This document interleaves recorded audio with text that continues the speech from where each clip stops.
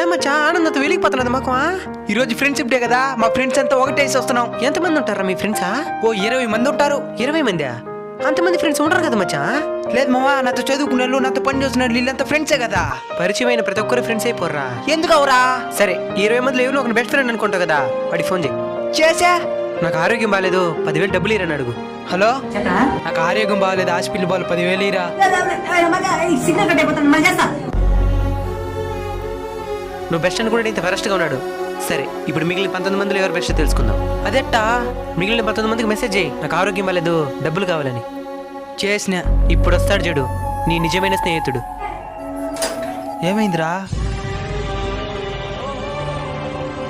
డబ్బులు తెచ్చినావా? నా దగ్గర డబ్బులు లేదురా, ఫోన్ మాత్రం ఉన్నది. తాకట్టు పెడితే 10,000 దాకిస్తారు. ముందు హాస్పిటల్ పోతాం రారా.